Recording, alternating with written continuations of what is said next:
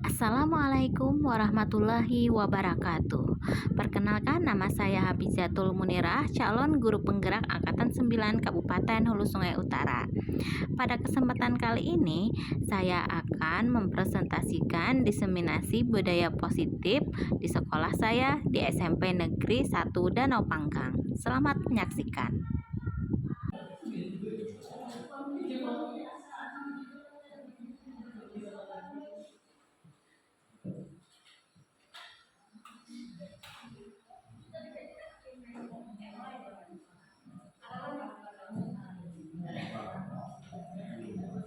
Assalamualaikum warahmatullahi wabarakatuh. Ya, yang terhormat Bapak PLT SMP Negeri 1 Danau Panggang, yang terhormat Bapak Ibu Guru SMP Negeri 1 Danau Panggang, yang terhormat staf tata usaha SMP Negeri 1 Danau Panggang. Alhamdulillah, kita panjatkan puji syukur kehadirat Allah Subhanahu wa taala atas limpahan rahmat dan karunia-Nya lah kita bisa berkumpul di tempat ini. Tak lupa pula kita haturkan salawat dan salam kepada junjungan kita Nabi besar Muhammad Sallallahu Alaihi Wasallam beserta keluarga, sahabat dan para pendukung beliau hingga akhir kiamat. Ya, pada hari ini saya ingin menyampaikan tentang pengentasan materi modul 1.4 penerapan budaya positif di sekolah kita di SMP Negeri 1 Danau Panggang. Nah, sebelumnya saya persilakan kepada Bapak PLT Kepala Sekolah untuk menyampaikan sambutan tentang penerapan budaya positif di sekolah kita. Pada Bapak PLT dipersilakan. Bismillahirrahmanirrahim. Assalamualaikum warahmatullahi wabarakatuh. Alhamdulillahirabbil alamin. Wassalatu wassalamu ala asyrofil anbiya'i wal mursalin sayyidina wa maulana Muhammad wa ala alihi wa sahbihi ajma'in. Amma ba'd. Pertama-tama kali kita panjatkan puji dan puji syukur kita kepada Allah Subhanahu wa taala yang pada hari ini kita dapat berada di tempat ini untuk melaksanakan kegiatan pembahasan tentang budaya positif yang diberikan dan berbangga. Salam bersama kita tentang budaya hidup kita Nabi Sallallahu Alaihi Wasallam. Masyarakat keluarga beliau sama tabi'in tabi'in dan yang saya hormati buminya Bedi yang telah memberikan waktu padanya untuk memberikan sambutan berkaitan kegiatan pada hari ini. Bapak Ibu seluruh Dewan Guru dan Tenaga Pendidikan yang telah menghadiri untuk kegiatan tentang kegiatan yang kita lakukan pada ini yaitu tentang pagi baca budaya positif atau penerapan budaya positif di SD 1 Danau Panggang. Saya sebagai LT Pasmau RSP 1 Danau Panggang sangat amat mendukung atas kekayaan yang dapat oleh saudara dari Habizatul Munirah SPD yang mana ini sangat amat memberikan dampak yang sangat positif yang sangat bagus terhadap tingkat laku atau praktis siswa tersebut. Dan pada zaman ini, pada saat ini kita merasa miris melihat keadaan yang ada di dunia sosial dan misalnya kan kita lihat budaya-budaya atau tingkah laku kegiatan yang mereka lakukan khususnya siswa kita kurang begitu nyaman melihat, kurang begitu sesuai dengan apa yang kita katakan, tidak sesuai dengan apa yang kita kerjakan dari ini. Kalau dari dulu zaman kita dulu kita akan sangat menghormati sangat amat segan terhadap guru atau pendidik yang ada di sekolah.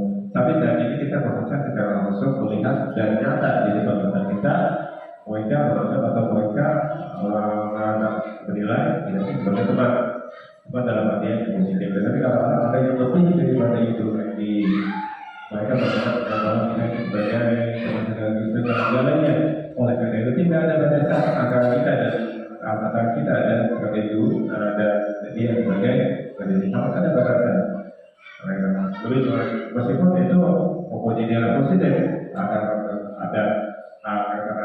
kebersamaan antara guru dan siswa. Tetapi di sisi yang lain itu sangat amat mengingat bila kita tidak bisa mengontrol kebablasan oleh karena itu kadang-kadang kita melihat suasana atau kondisi atau sikap mengingat anak kita agak terlalu berlebihan. Kadang-kadang kadang-kadang kita terlalu menjaga jarak kepada kita, karena kita merasa gimana gitu.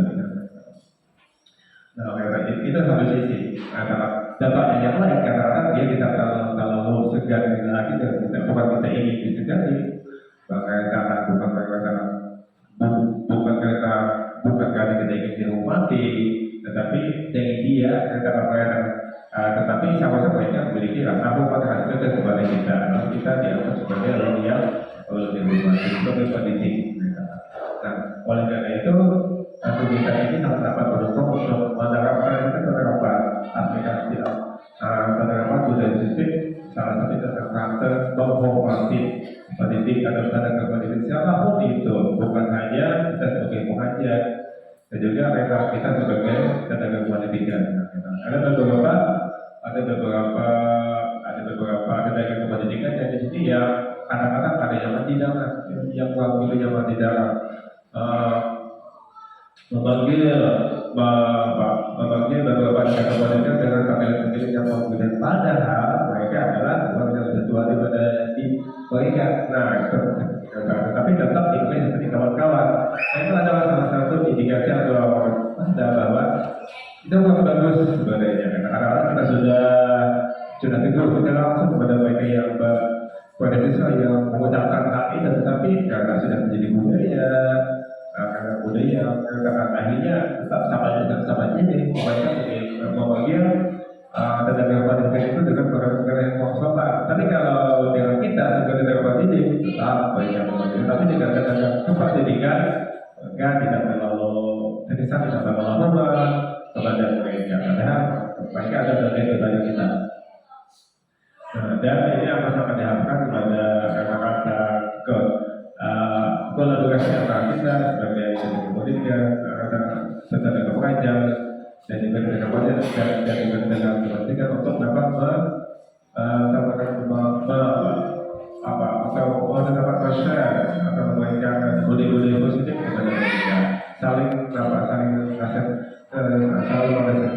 tidak pernah dibutuh untuk mengajar kepada mereka yang kepada siswa, karena mereka masih masa pertumbuhan atau pengembangan otaknya juga masih berubah. Jadi sangat perlu antisipasi, sangat perlu usaha yang besar daripada pemerintahan baik itu tenaga publik dan tenaga pendidikan untuk dapat berubah. Insya Allah bisa kalau kita mau berusaha bersama-sama, bukan hanya tenaga pendidikan juga kita juga tenaga pendidik khususnya dulu yang wajib di dalam kelas sambil bernasihat. Insya Allah tidak akan mengejualkan hasilnya. Biasanya ketika saya mengajar saya ada beberapa menit dulu untuk berikan tausiah kepada mereka khususnya tentang akhlaknya masyarakat. Akhlaknya sangat penting dalam kehidupan, khususnya dalam kehidupan bersekolah di tempat kita. Kita tetap ya kalau akhlak yang berusaha itu insya Allah dia akan menjadi orang yang bagus dan baik. Dan dikatakan oleh Bapak Jumadi, Kepala Dinas Pendidikan, beliau mengatakan bahwa untuk indikator untuk karakter di awal sekolah itu SMP yang ada di Kabupaten Nusantara alhamdulillah bagus baik. Tidak ada yang mengecewakan. Tapi ada beberapa indikator, ada beberapa faktor seperti vokasi dan lain-lain. Tetapi secara keseluruhan untuk karakter budaya, akhlak, kata beliau SMP seluruh sekolah sudah bagus sudah baik. Dan itu menjadi konsep beliau, menjadi perhatian sangat oleh beliau karena akhlak ini adalah tingkah laku atau budaya ini sangat erat kaitannya dengan prestasi. Itu kan dengan prestasi kata beliau bagaimana bertingkah laku di sekolah, bagaimana bertingkah laku di rumah, bagaimana bertingkah laku di sosial masyarakat. Nah, jadi kata beliau untuk akhlak, untuk karakter yang ada di mutu seluruh tidak ada di mutu adalah sudah cukup bagus kata beliau. dan saya sangat dan kegiatan ini sangat amat oleh kaitannya dengan apa yang beliau apa yang beliau sampaikan. Nah oleh karena itu saya pribadi banyak motivasi kepada Bu Dija yang telah memberikan sosialisasi atau semacam stimulus agar kita bisa bersama-sama untuk pergerakan sebuah potensi yang ada di tempat kita untuk dapat mengubah. Kalau bisa mengubahnya paling tidak, kalau tidak paling tidak menggoyahkan hati agar bisa berubah. Kalau sudah menggoyah, insya Allah bisa berubah.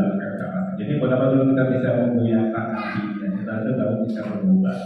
Nah, oleh karena itu, terima kasih sekali lagi pada Bu Dija yang telah memberikan sebuah tidak ada sebuah bagi kita untuk dapat berkolaborasi dalam hal memperbaiki akhlak menjadi sesuai yang berhak pada esensi biasanya di awal-awal kita dengar di media sosial atau di TV lagi-lagi di CFD padahal ada beberapa sekolah yang lain yang mengenai CFD cuma kenapa SMP terus jadi jadi ini sebuah tantangan bagi kita untuk dapat mengubah status atau mengubah image atau citra dalam SMP agar kita terlalu bisa terus yang disalahkan. Yang jadi contoh di sini, mulai dulu sampai hari ini. Dan ada perubahan di dalam program kita, di dalam belajar kita ubah, kita ubahnya kegiatan yang bersifat dengan keagamaan. Mudah-mudahan dan harapan tetap memperbaiki akhlaknya, mengisi jiwa-jiwanya yang masuk. Karena kita begitu banyak mendapat saran dari luar, khususnya dari sosial media, dari media-media yang sangat amat tidak bertanggung jawab. Jadi kita perlu jadi kalau rumah tidak bisa di rumah kita tidak bisa kontrol, di sini baru kita kontrol. Jangan kita kontrol untuk memberikan tausiah kepada mereka agar bijaklah dalam media sosial, bijaklah dalam menggunakan itu saja yang kita dapat berikan kepada anak-anak. Kalau di rumah itu sepenuhnya tanggung jawab orang tua. Betul-betul lebih memperbaiki mempunyai badan kerja bagus dalam hal pendidikan. Tapi kalau orang tua yang tahunya cuma sekedar usaha, bagi lebih sebagainya itu sangat amat. Dan anaknya itu juga sering keluar malam sangat membebani. Malam adalah sangat malam itu kita tidak banyak terjadi, namanya gelap gitu. Otomatis kita tidak tahu apa yang terjadi. Banyak hal yang yang di waktu malam. Jadi usahakan kita sambil mengatakan usahakan sambil mengarahkan kepada siswa kita jangan sampai kalau malam usahakan yang terlalu kalau yang penting saja bila itu penting boleh, tapi pada saat usaha malam pada saat bergaul malam sangat membebani yang malam ini dengan negatif. Oleh karena itu ini tugas kita semuanya kita melakukan sebuah guru dan pendidikan untuk memberikan arahan kepada siswa kita, tidak mendasarnya kita untuk memberikan arahan tersebut. Ini tentang kita yang dapat saya sampaikan sebagai pembukaan pada hari ini. Terima kasih kepada Bu Dija selamat berkegiatan dengan sukses untuk kedepannya. Assalamualaikum warahmatullahi wabarakatuh.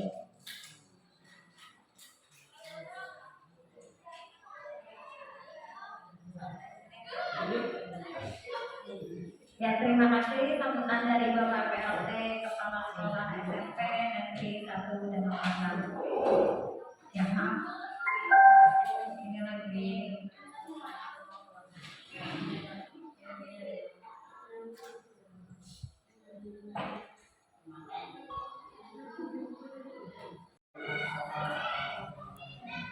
Pembahasan materi modul 1.4 penerapan budaya positif calon guru penggerak angkatan 9. Sebelumnya materi pengertian budaya positif. Ada 6 langkah-langkah penerapan budaya positif. Yang pertama, disiplin positif dan nilai-nilai kebajikan universal.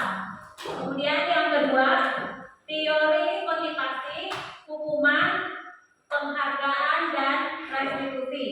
Kemudian yang ketiga, keyakinan kelas.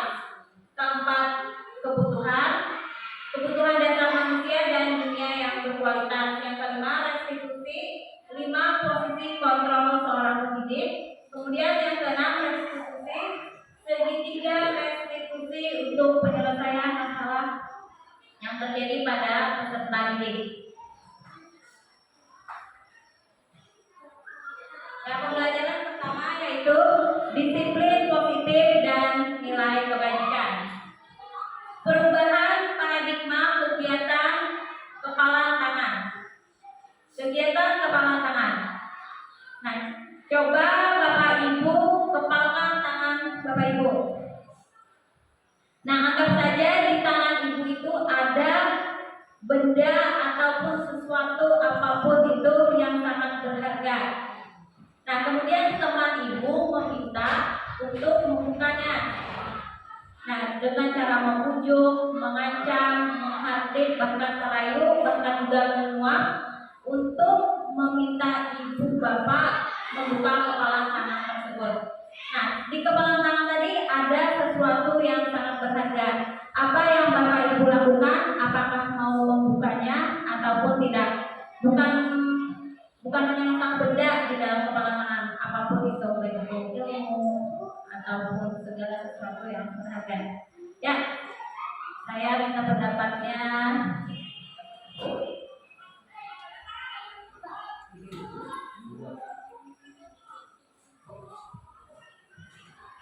Pendapat semua warga.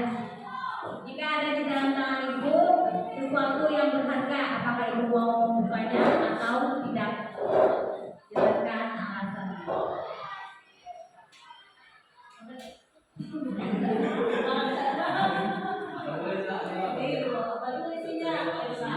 Yang paling berharga dalam hidup apa? Laki dalam selain suami.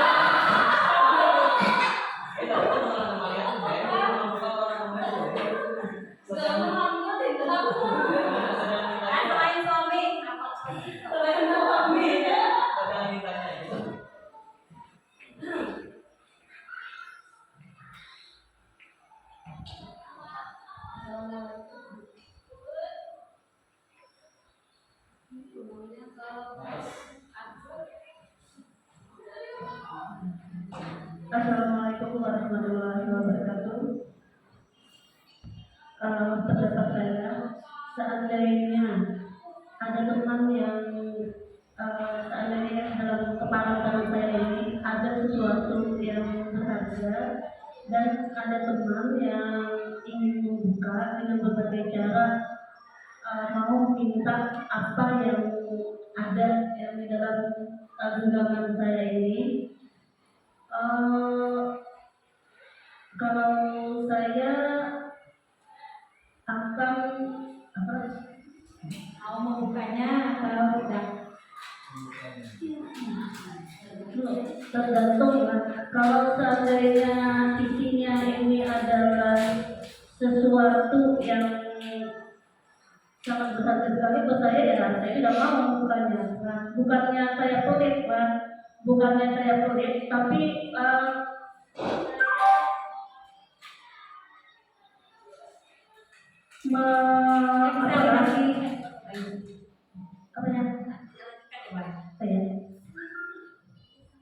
jadi apa yang kita miliki itu memang harus kita pertahankan, kecuali kalau memang yang di dalam genggaman kita ini sesuatu yang memang harus kita bagi, ya kita bagi. Kalau itu memang hak kita sendiri, ya kita pertahankan lah. Kalau misalnya seperti kalau ilmu yang ada di bukan kita, ya itu memang harus kita bagi. Kita tidak boleh pelit dengan ilmu, ya dengan teman atau dengan siswa kita.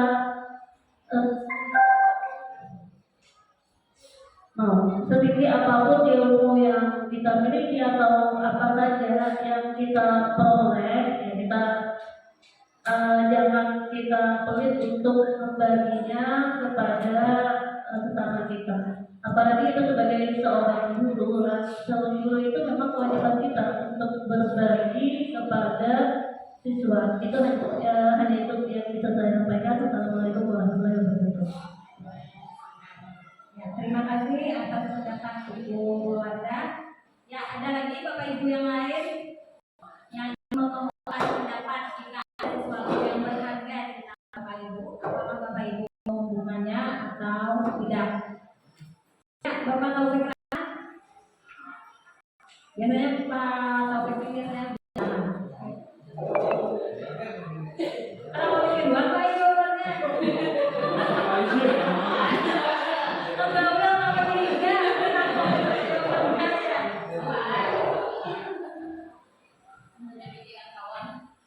Bismillahirrahmanirrahim. Terima kasih atas waktu yang diberikan. Langsung saja, kalau saya memiliki sesuatu di dalam genggaman tangan saya, kalau untuk kita bermain-main, mungkin bermain-main dengan teman itu bisa kita lupakan. Kalau tidak untuk main-main dan sesuatu yang itu berharga bagi diri kita, mungkin tidak akan kita lupa atau kita berikan kepada orang lain. Tetapi kalau untuk di dalam genggaman tangan kita tadi sesuatu yang ingin kita berikan kepada orang lain, karena mungkin tangan di atas lebih baik daripada tangan di bawah, maka saya akan membukanya. Mungkin itu saja yang dapat saya sampaikan. Terima kasih atas perhatiannya. Assalamualaikum warahmatullahi wabarakatuh. Yang mungkin satu lagi, Pak Ade bisa, jika ada sesuatu yang berharga kita miliki, apakah ada mau bertanya atau tidak? Ya, Assalamualaikum warahmatullahi wabarakatuh. Terima kasih atas waktunya. Terkait tentang sesuatu yang paling berharga, jadi tergantung apa yang kita pegang dulu. Kalau itu untuk konsumsi kita bersama, ibaratnya kayak tentang ilmu, terus tentang rezeki, tentang hal-hal yang dirasa penting untuk kita diharuskan untuk berbagi, ya oke lah, gak ada masalah kita berbagi kepada siapapun itu bentuknya. Tapi kalau sudah masuk ke ranah privasi atau jadi mohon maaf, itu tetap kita lock atau kita kunci gitu aja. Tujuannya kan untuk kebutuhan pabrik. Jadi kan kalau ke pabrik kita bisa bagikan, tapi kalau untuk kebutuhan pribadi untuk kita aja dan terutama untuk. Terima kasih. Terima kasih. Mungkin cukup dulu untuk perubahan paradigma kegiatan pertanaman. Jadi ya tergantung apa yang kita miliki. Apakah sesuatu itu pribadi itu tidak bisa dibagi. Apabila sesuatu itu bermanfaat untuk orang banyak, maka itu bisa kita bagi. Misalnya contohnya ilmu. Apa yang tidak bisa dibagi ya pasti seperti apa tadi? Suami.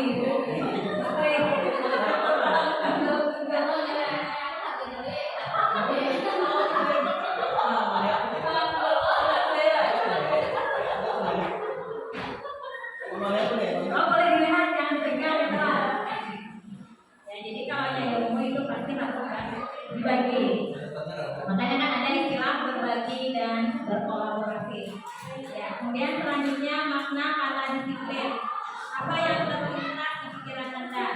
Seseorang yang memiliki disiplin diri berarti mereka bisa bertanggung jawab terhadap apa yang dilakukannya, karena mereka mendasarkan tindakan mereka pada nilai-nilai kebajikan universal. Ya, bisa Bapak Ibu lihat di handphone Bapak Ibu, karena ini lama-lama nantinya maksudnya.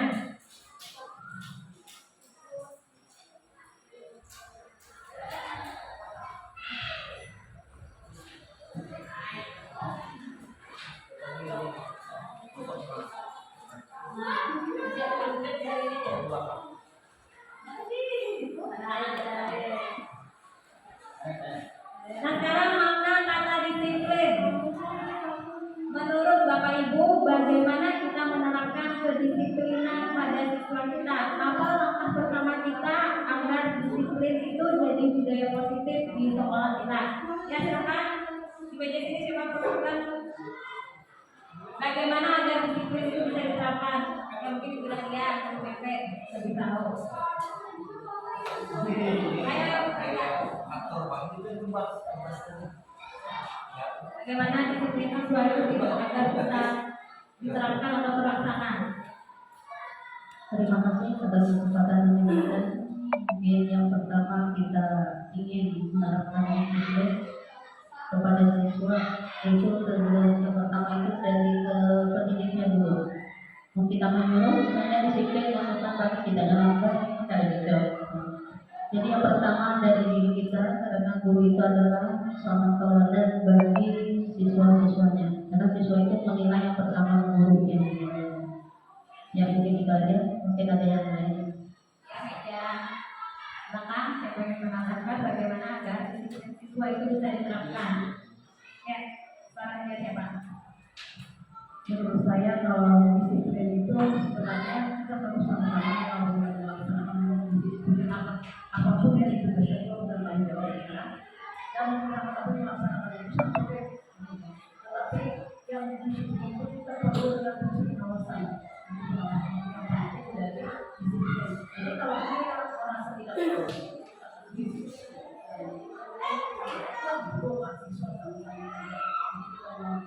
kita merasa menyuruh apa anak sendiri, tetapi kita tidak melakukannya kadang-kadang kita kemampuan kita tidak dapat, berarti semua harus ditegakkan di dalam dan jawabnya walaupun dengan semua itu sama dengan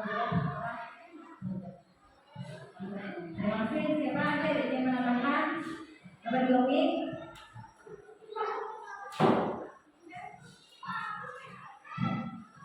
Mengenai disiplin di sekolah, yang pertama nih mungkin kita lihat dari kata ibu dari tadi. Pertama kita dulu yang dari kemudian kita membuat aturan yang mana aturan itu harus konsisten dan tegas dijalankan di sekolah.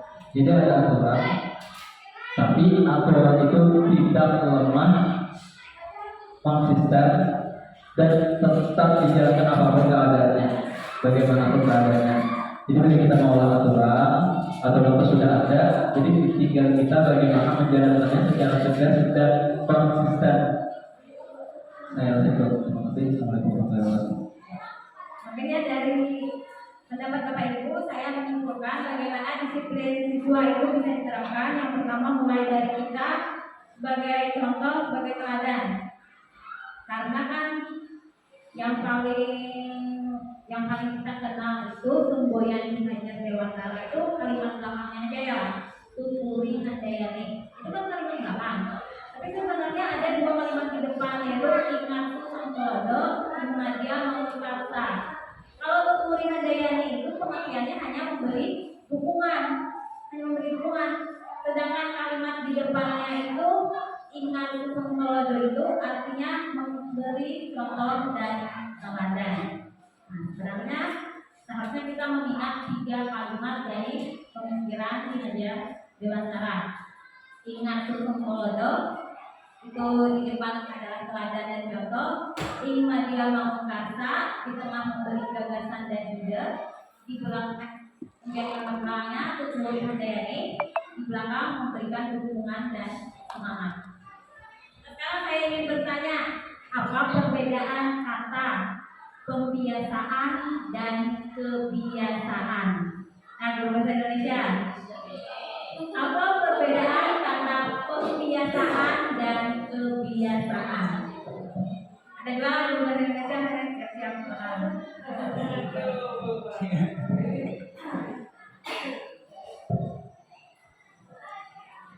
Assalamualaikum warahmatullahi wabarakatuh.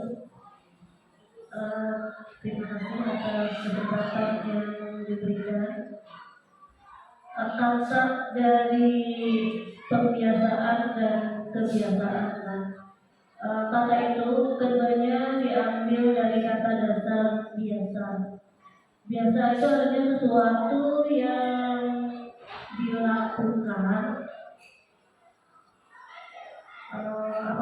Lupa pengertian. Jadi penambahan imbuhan, misalnya ada imbuhan pekan dan ada penambahan ayat. Nah, penambahan imbuhan pekan biasanya menjadikan kata itu menjadi kata benda. Sedangkan pekan juga membuat kata itu menjadi kata benda. Jadi pembiasaan itu adalah sesuatu yang kita lakukan agar hal itu menjadi sesuatu kebiasaan itu maksudnya apa bingung menjelaskannya. Perbiasaan ada unsur pesan karena ya kalau kebiasaan itu kan memang apa yang kita lakukan kebiasaan. Kalau kebiasaan itu maksudnya disuruh ada orang lain yang menyuruh melakukannya seperti itu. Kalau kebiasaan kan memang sudah dari diri kita seperti itu. Hanya itu mungkin yang bisa saya sampaikan. Ya, terima kasih kepada Ibu Mawada atas penjelasannya. Bisa minta pendapat Ibu Ina?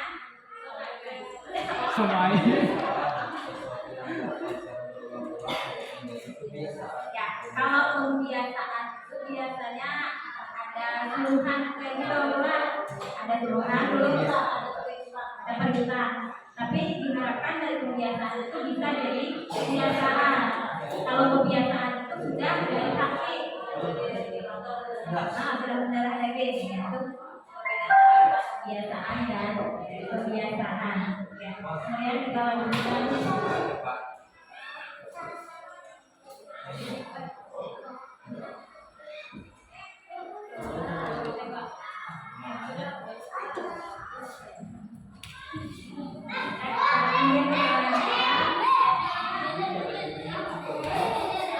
Teori, motivasi, hukuman, penghargaan, dan restitusi.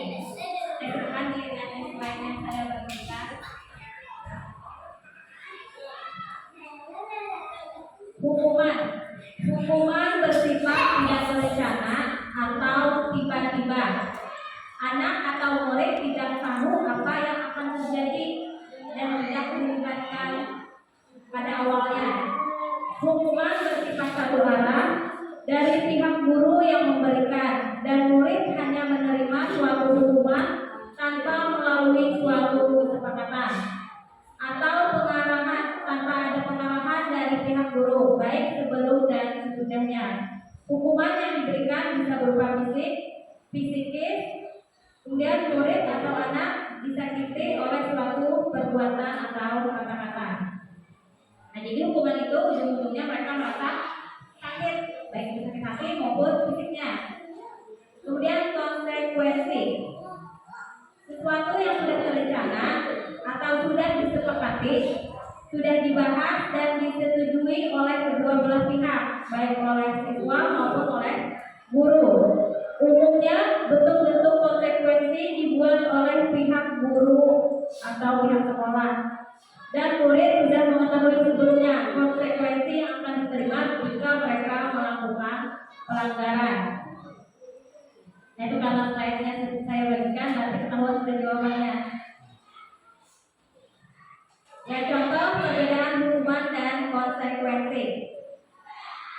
Pertama, mencatat 100 kali di dalam buku kalimat saya tidak akan terlambat lagi karena terlambat ke sekolah.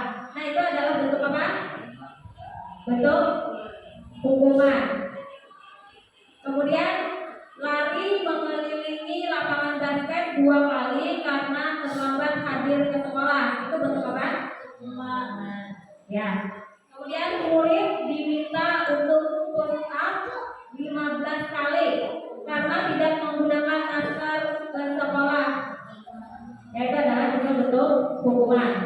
Kemudian yang keempat, mengganti kertas tugas teman yang telah dicoret-coret. Ya, konsekuensi. Karena dia harus memperbaiki atau mengembalikan sesuatu seperti semua. Kemudian membersihkan tumpahan air di meja tulis karena tersenggol saat belajar. Ya, konsekuensi. Artinya dia harus mengembalikan keadaan. Kemudian yang keenam, murid disuruh untuk tidak menggunakan sepatu seharian di sekolah karena tidak memakai sepatu hitam. Ya, itu adalah bentuk hukuman. Kemudian lari mengelilingi lapangan basket 2 kali karena terlambat 10 menit pada pelajaran PJOK. Nah, itu Pak Adik, konsekuensi atau hukuman lari mengelilingi. Kalau telat itu masuk ke hukuman deh. Ya kalau telat ya. Tapi pada pelajaran videokan dia terlambat memasuki lapangan. Sama ya. Yang kemudian ada istilah restitusi. Restitusi juga merupakan proses kolaboratif yang mengajarkan murid untuk mencari solusi untuk masalah mereka dan membantu murid berpikir tentang orang seperti apa mereka inginkan dan bagaimana mereka harus memperlakukan orang lain.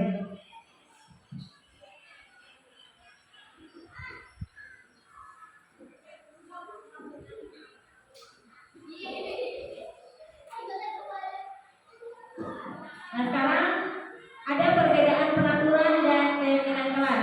Nah saya ingin minta pendapat Bapak Ibu, apakah perlu sebagai wali kelas membuat keyakinan kelas atau peraturan? Ya, silakan saya minta pendapat Bapak Ibu. Di dalam kelas itu apakah perlu dibuat peraturan atau keyakinan kelas?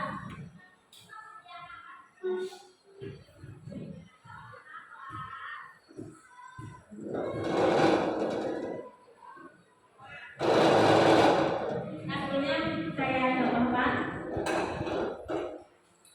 mengapa kita menggunakan masker, mencuci tangan dan menjaga jarak 1,5 meter. Misalnya juga mengapa kita memiliki peraturan harus datang tepat waktu pada saat mengikuti latihan.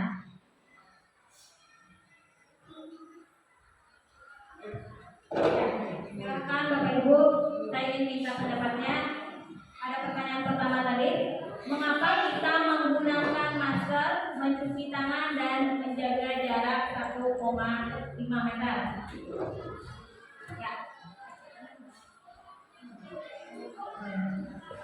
Siapa dulu kita?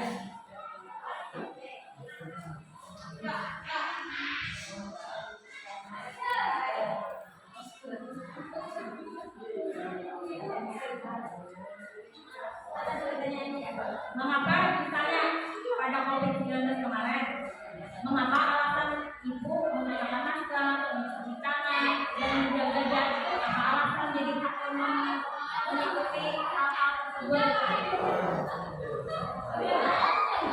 Apakah takut sama satpol pp yang jaga atau untuk apa? Untuk menjaga kesehatan supaya terhindar dari virus COVID-19. Terima kasih. Nah, itu adalah suatu keyakinan. Artinya kan kita melaksanakan itu untuk kebaikan, bukan karena takut pada suatu hal. Karena takut sama polisi ataupun pada satpol pp. Dan kemudian pertanyaan kedua, mengapa kita memiliki peraturan harus datang tepat waktu pada saat mengikuti pelatihan? Ya silakan Bapak Diomi. Mengapa kita itu harus datang tepat waktu saat mengikuti pelatihan? Alasannya kalau yakin ada pelatihan, ya memang tepat waktu. Apa alasannya? Karena sebagai bentuk disiplin diri dan supaya tidak mengganggu acara pelatihan tersebut. Karena kalau orang sudah mulai kita hanya datang, otomatis orang tidak terganggu. Itu merupakan disiplin diri sendiri.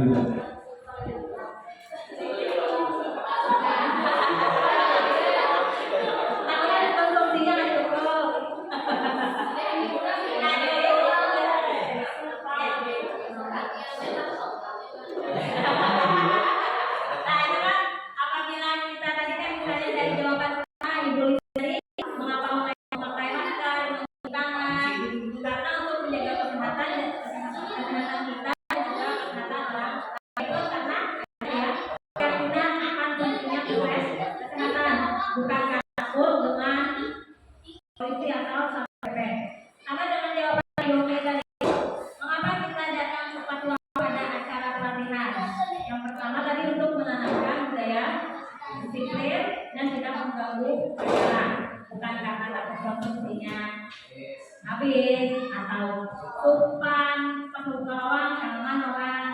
Nah, itu adalah perbedaan. Kita melakukan sesuatu bukan karena peraturan, tapi karena keyakinan.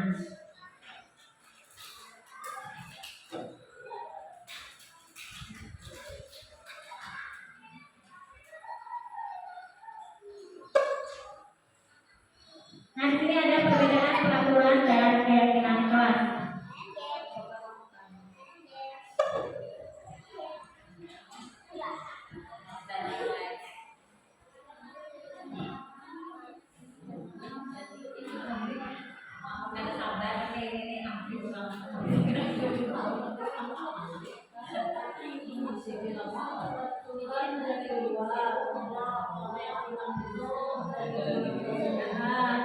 kalau peraturan surat kemana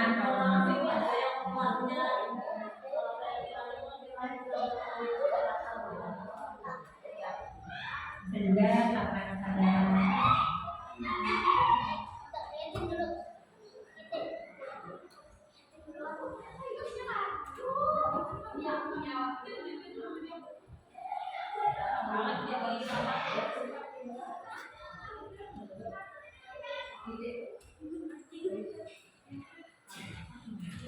Nah ini ada contoh peraturan dan keyakinan kelas. Selalu mengembalikan buku ke tempatnya itu bentuk apa? Apakah kalau keyakinannya bentuk apa itu bentuk tanggung jawab. Kemudian dilarang mengganggu orang lain. Maka dilarang mengganggu orang lain karena ya karena kita harus saling menghormati. Kemudian hadir di sekolah 15 menit sebelum pembelajaran dimulai. Yang pertama adanya peraturan ya menghormati guru nih yang membuat peraturan. Kemudian karena adanya komitmen. Kemudian dilarang melakukan kekerasan. Itu adalah keselamatan dan juga menghormati orang lain. Kemudian dilarang menggunakan narkoba, keyakinannya itu untuk menjaga kesehatan. Bergantian atau menunggu giliran, itu menghormati orang lain dan juga belajar untuk bersabar. Kemudian menggunakan masker, keyakinannya untuk menjaga kesehatan dan keselamatan, bukan takut dengan petugas atau PP atau polisi, karena adanya kaidah bahwa menjaga kesehatan dan keselamatan itu penting. Kemudian jangan berlari di kelas atau koridor. Yang pertama untuk keselamatan bisa aja kan terpleset. Kemudian juga untuk menjaga keamanan, takutnya tersenggol teman. Yang kebutuhan dasar manusia dan dunia yang berkualitas. Nah, kebutuhan dasar manusia itu yang pertama kasih sayang dan rasa diterima. Yang kedua kesenangan. Yang ketiga penguasaan. Yang keempat kebebasan. Nah, saya minta contohnya satu-satu. Ya, Pak Taufik Rahman.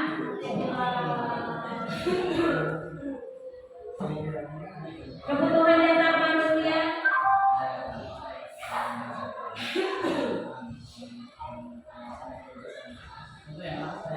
Ya, yang untuk kasih sayang dulu apa contohnya Pak Taufik?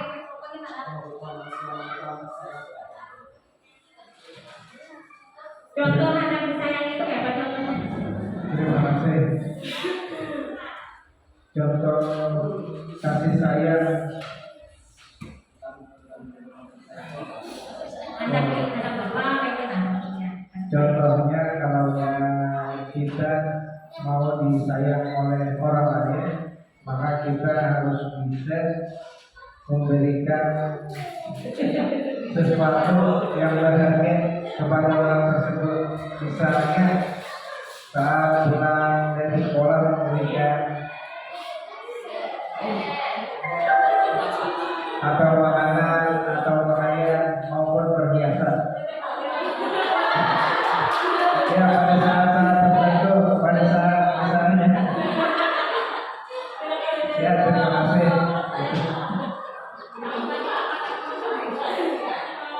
Ya, rasa kasih sayang itu diperhatikan. Silakan Ibu. Ya, sebelumnya kan waktu Ibu tiara presentasi sudah pernah lah ini. Yang pertama posisi kontrol yaitu sebagai penghukum, pembuat merasa bersalah, teman, pemantau dan manajer.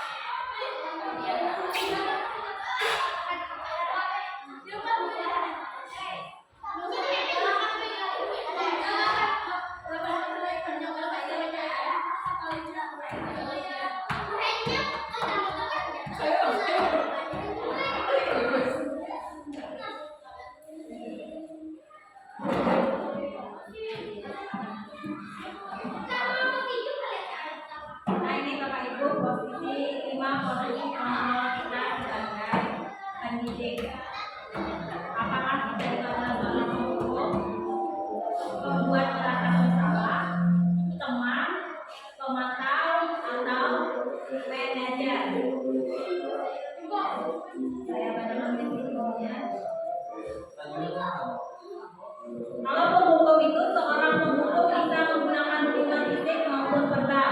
Guru yang menerapkan posisi penghukum akan berkata, patuhi aturan saya atau awas kamu. Kemudian pembuat merasa bersalah. Pada posisi ini biasanya guru akan bersuara lebih lembut dibanding penghukum tadi. Kata-kata yang keluar dengan lembut akan seperti ibu sangat kecewa sekali dengan kamu. Nah, di sini pembuat merasa bersalah ada kata kecewa. Kalau misalnya kita datang, kamu kan mengecewakan saya. Itu membuat kita merasa bersalah, walaupun dengan kata-kata yang lembut. Ada kata penekanan. Kemudian teman, guru pada posisi ini tidak akan menyakiti murid, namun akan tetap berupaya mengontrol murid melalui persuasi. Posisi teman pada guru bisa negatif maupun positif. Artinya bisa membuat itu baik sifatnya atau tidak. Ya, memantau itu ada yang membagikan. Memantau berarti mengawasi. Pada saat kita awasi, kita bertanggung jawab atas perilaku orang yang kita awasi. Kemudian manajer, posisi terakhir. Manajer adalah posisi di mana guru berbuat sesuatu bersama dengan murid, mempersilahkan murid mempertanggungjawabkan perilakunya, mendukung murid agar dapat menemukan solusi atas permasalahannya sendiri. Nah, saya ingin bertanya,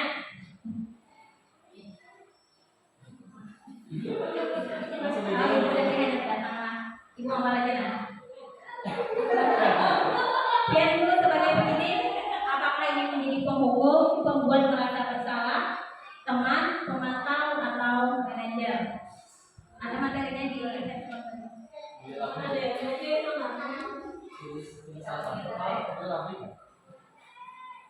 biasanya satu aja yang posisi kontrol itu artinya sesuatu yang mengontrol kita tuh kita sebagai apa?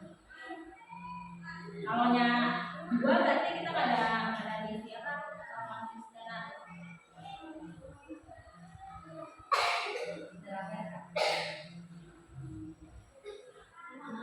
Yang kontrol. Pembelajaran 5 Pak. Sebagai pendidik itu paling bagus fokusnya sebagai apa? Untuk membuat merasa bersalah, teman, pemantau, atau manajer.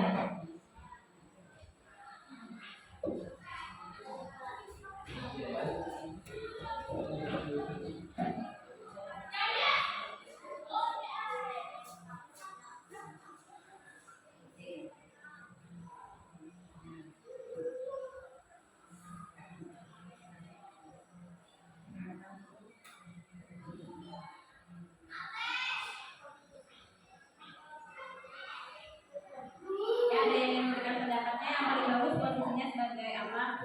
Yang tadi bisa menjadi. Kenapa kalian anak jadi manajer?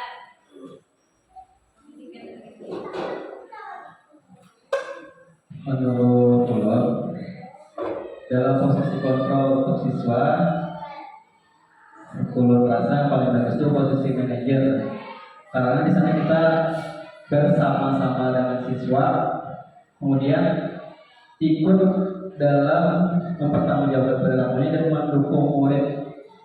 Di mana di sana kita selain hadir bersama siswa, maksudnya berdampingan bersama siswa sama-sama nih. Hendak misalnya anggaplah kayak lulus gitu ya, hendak umpak lomba ini atau sampai ini, jadi sama-sama kami mencari misalnya kayak musik ini kayak apa bagusnya, hendak kayak apa ya, hendak kayak apa nyamannya adanya tinggi kan adanya kayak apa nyamannya, jadi sama-sama saling supaya sama-sama nyaman untuk kebaikan siswa, untuk sampai ke tingkat umum, untuk prestasi mereka atau satu teman akademik.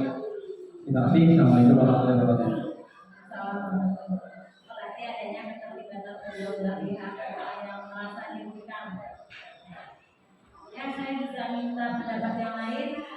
Pak Ade, sebagai pendidik, alasannya apa? Ya, terima kasih sekali lagi. Oke, tadi kan Mbak Diomi memilih sebagai manajer kan. Jadi kurang lebih untuk seperti itu juga. Karena kan menemukan masalah bersama-sama itu dan mencari solusi bersama-sama itu urut rasa lebih baik daripada bekerja sendiri. Baik itu sebagai guru atau sebagai murid, kita temukanlah solusi bersama-sama. Begitu aja. Terima kasih. Terima kasih. Ya, manajer ini adalah posisi yang terbaik ya, Mas. Manajer adalah posisi terbaik karena tidak hanya satu pihak yang menentukan, tetapi kedua belah pihak tidak ada yang merasa tertekan ataupun tidak ada yang memaksa. Nah, kemudian pembelajaran 6 kita lanjut.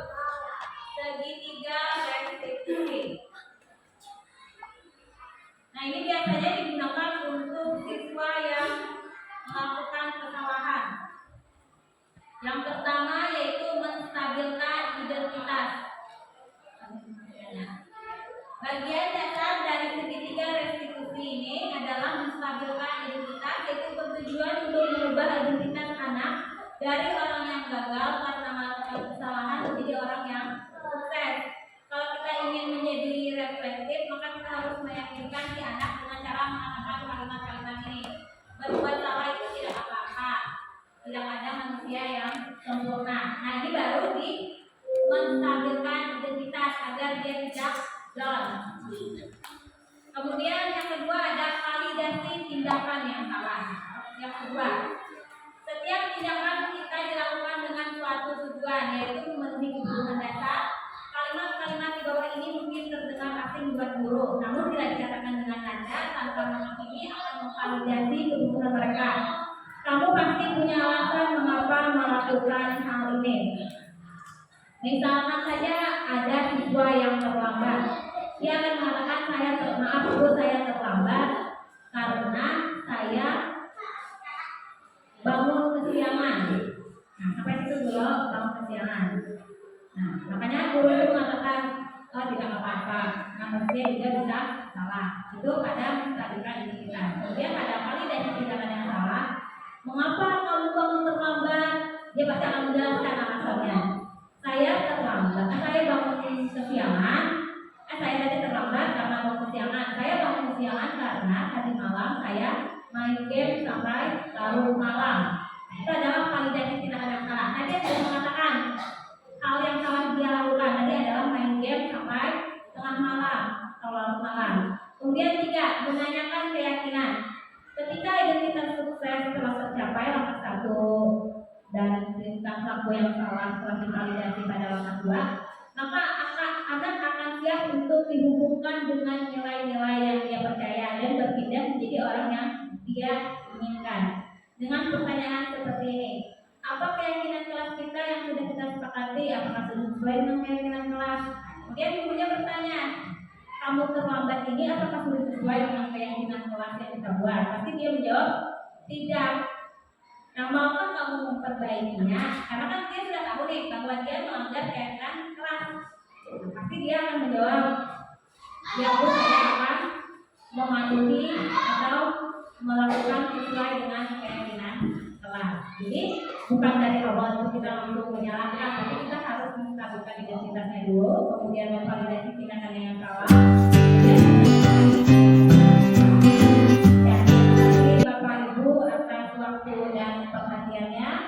Saya ucapkan terima kasih. Wassalamualaikum warahmatullahi wabarakatuh.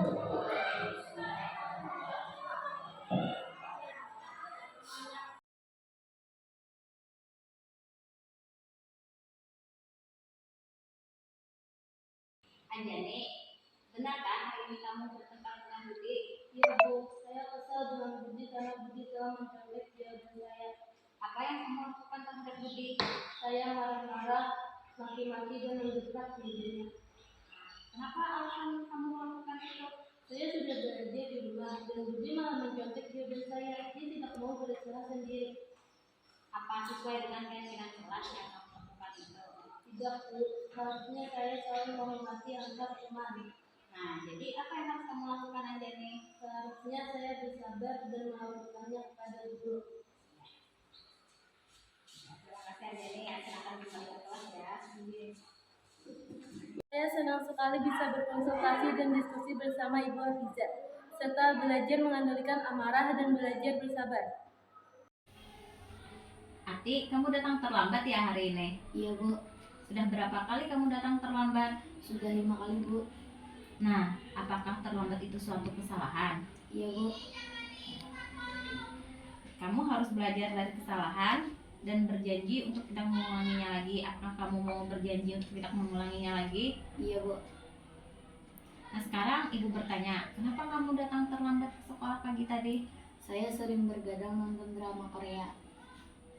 Apakah kesalahan yang kamu lakukan ini sesuai dengan keyakinan kelas? Tidak Bu.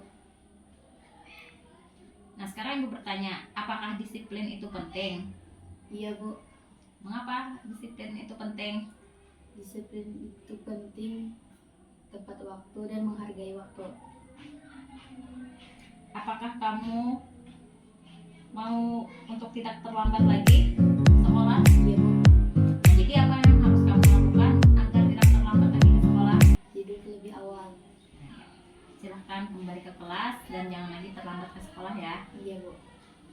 Perkenalkan, nama saya Ati. Saya senang berdiskusi sama Ibu Hafijah. Saya berjanji tidak akan terlambat lagi.